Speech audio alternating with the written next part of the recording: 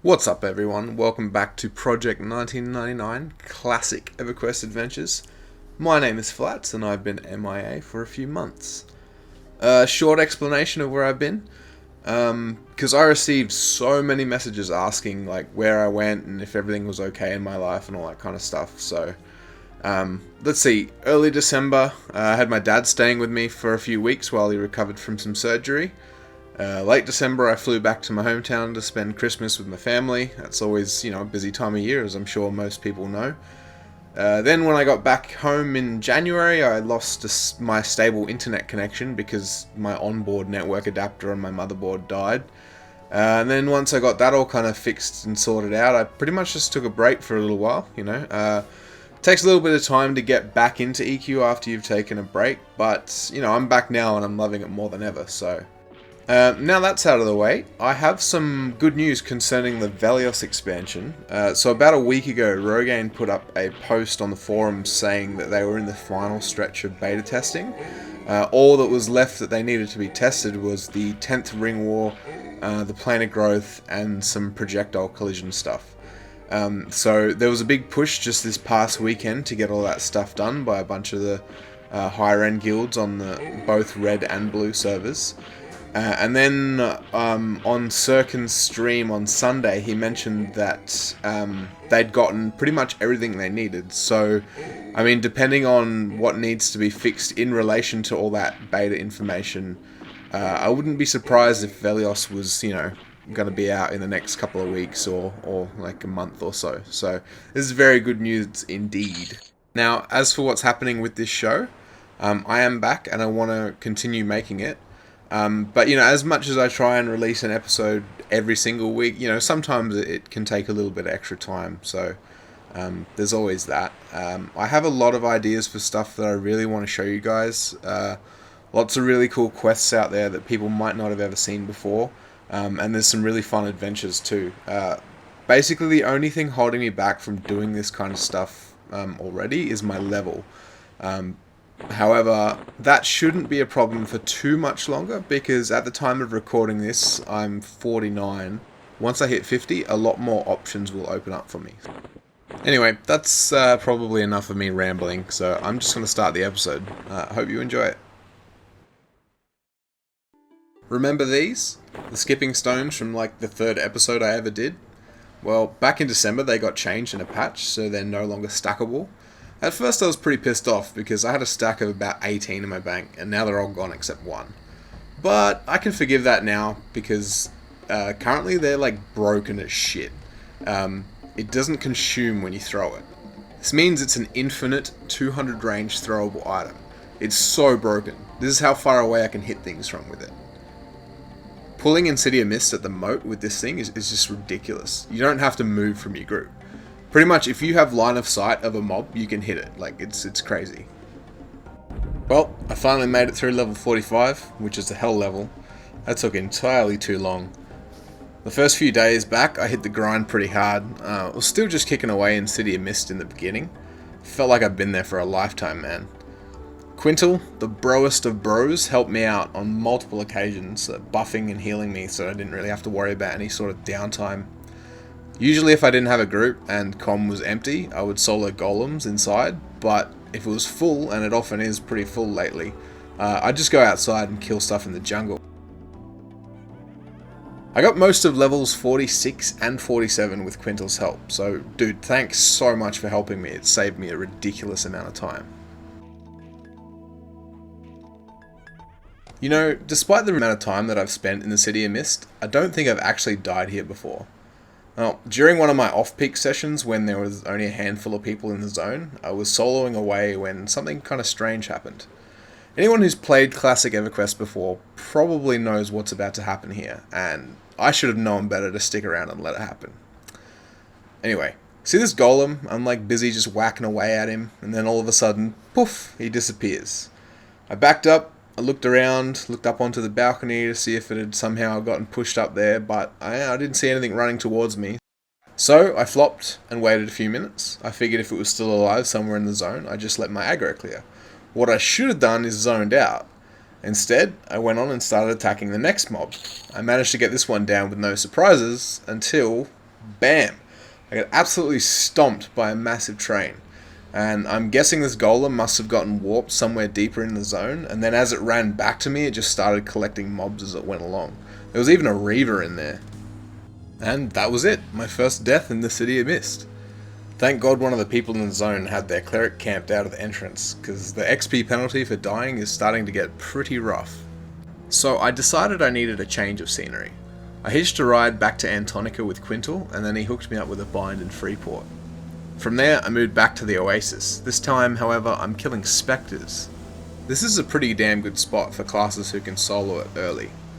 In the middle of the lake, there is an island with a tower on it. There are 4 spectres outside the tower on each corner of the island. Then there's another spectre at the base of the tower, and then up the top of the tower there is another 4. At first, while I still had the druid buffs, I was able to clear all 9 of them without a problem. But once my regen wore off, it slowed down quite a lot. To the point where I actually let an enchanter take the top 4 while I just killed the bottom 5. So the downtime, it wasn't me waiting on spectres to respawn, it was actually me waiting for my health, so it's a pretty good spot. Like, you don't have to worry about mobs not being available to kill. The other thing that makes this spectre camp in particular so fantastic are the gypsy merchants. They're about a 30-second run across the lake. The spectres all drop scythes. Most of the time they're just rusty and not worth anything, but sometimes they're not. The normal scythes are worth 12 platinum each. Usually as a monk I can't kind of pick up this kind of stuff because it weighs so much, but because the gypsies are right there, I just run across the water and sell it as soon as I loot it. Spectres also have a chance to drop a variety of jewellery, so not only is it a good place for XP, but it's pretty damn good money too. I made over 1,000 platinum in the few hours that I camped this spot. I got a pretty good chunk of level 47 done here before I decided to move on. I wanted to try the Spectre camp in the Fearot. I'd heard that they're slightly higher level and would hopefully be better XP, but from what I can tell, the camp is always taken. So instead, I just decided to head over to Rathe Mountains because the zone line is right next to that camp. Rathe Mountains is one of my favourite zones in this entire game. I spent so much time here on live farming hill giants with my bard. This zone has a whole lot of stuff going on in it too. There are multiple classes who have to come here to do parts of their epic quest, and the famous J-Boots quest starts and ends here. Eventually this zone became the starting city for Froglocks on live, after they got kicked out of Grob, and because of that it got altered a fair bit to kind of cater for level 1 players. But we aren't playing live, so it's all good. I decided I wanted to give hill giants a go on my monk.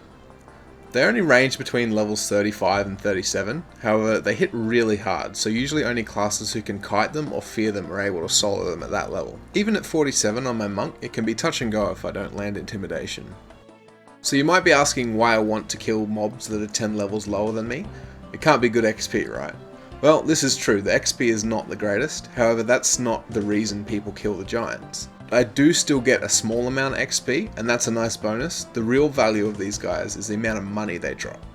Each giant can drop anywhere between 5 and 60 platinum.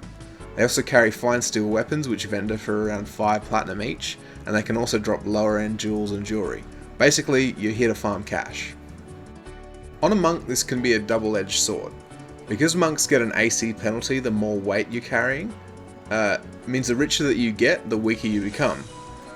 Money in this game has weight to it. So usually I'll destroy copper and silver. That stuff stacks up really fast and it's not worth much at all. But luckily there is a gnome jewel crafter in this zone. And he seems to have a neutral faction to everyone because I can sell to him without having to use sneak. So with this guy you can use a nice little trick to keep your weight down. So after I'm done selling all the junk that I've collected, I usually have a whole bunch of gold and silver on me. So what you do is you buy a jewel from him, either a ruby or an emerald. The game will automatically take the lower valued coins first when you're buying something. So if I buy a ruby for 130 platinum, it'll take 1,300 gold before it takes any of my platinum. You can then resell the jewel back to a vendor later on when you're closer to a bank. You do lose around 1 platinum per 10 spent doing this, however that's a price that I'm willing to pay in order to keep farming without being encumbered. The closest bank that I can use is in Highkeep, and that's a pretty long way away. And then there's an inn right next to this gnome jewel crafter where you can buy bandages and food and other general supplies, so the zone's got you covered on that front. This is the Hill Giant Hill. Rathe Mountains has a big valley running through the centre of the zone. That valley branches off into little kind of compartmentalised segments that are all pretty much circular. This is one of the reasons the zone is so great. There are no mobs that wander through from one side of the zone to the other. Basically, if I'm here farming giants, all I have to worry about are the mobs that reside in this little area. That being said, there are a few things to keep an eye out for while you're hunting here. There's this guy, Brug Bloodbeard. He often spawns. He's around 10 levels higher than a normal hill giant, and he has a ridiculous amount of health, so unless you're a level 60, I'd recommend steering clear of him. He can also be a pain in the ass, because if you're fear kiting a normal giant and it runs past him, he will social aggro onto you. So then there's this guy. He's a named Cyclops called Taskuk. He is more of an annoyance than a threat. He also social aggros onto you from hill giants, but the problem with this guy is that he runs really fast, so if you try and fear kite him without a sow, he will outrun you. There is a named basilisk called Petrofin. He's level 40. He will outrun you even if you have Spirit of Wolf, and he can stun you for up to 15 seconds.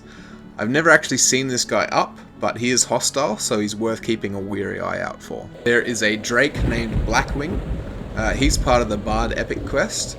He's level 35 and he cons hostile. However, I've gotten pretty close to him and he's never actually aggroed me, so I'm not sure about that. There's even a guard tower up here with 2 guards at it. They're both level 15 though, so if you're up here walking around amongst giants, then you're high enough to not have a care in the world about these 2. One other thing worth mentioning are the Tainted Hill Giants. One of these will occasionally spawn, and they usually have a weapon, but they never carry more than a few platinum each. Once you kill one of these guys, a Corrupted Hill Giant will spawn instantly where the Tainted one fell. These guys don't wander at all, so what you can do is drag the Tainted Hill Giant away, kill it in some secluded spot, and then leave the Corrupted Giant just sitting there doing nothing. These mobs are part of the Druid Epic quest. And that's pretty much it. I spent all of 48 here. This episode was pretty short, but really all I was doing, as my girlfriend put it ever so simply, was chasing hill giants around while hitting them in the bum with a stick. That's right, you heard it here first, folks. That's how we roll on this show. I'm thinking about going back to City of Mist to grind through 49 and onto 50, but before I leave Rathe, I wanted to make a little bit more money. There are a few items I plan on buying that should significantly increase my DPS output. So far since I left Kunark and came back here to Antonica, I've made around 8,000 platinum from the spectres and the giants, as well as around 2 levels, so it's been really good. It's a good change of scenery and, good money and all that, so I'm really happy with that. A few shoutouts this week to Lenko, Anthan, Blizzards, Shibby and Quintal. There are a few other guys who sent me tells since I've been back, but sorry, I kind of forgot to write your names down. But doesn't mean I love you any less. So thank you for tuning in this week. I wanted to thank everyone who sent me messages while I was away. You're all too kind. Stay tuned for more episodes in the future, and I will catch you on the flip side.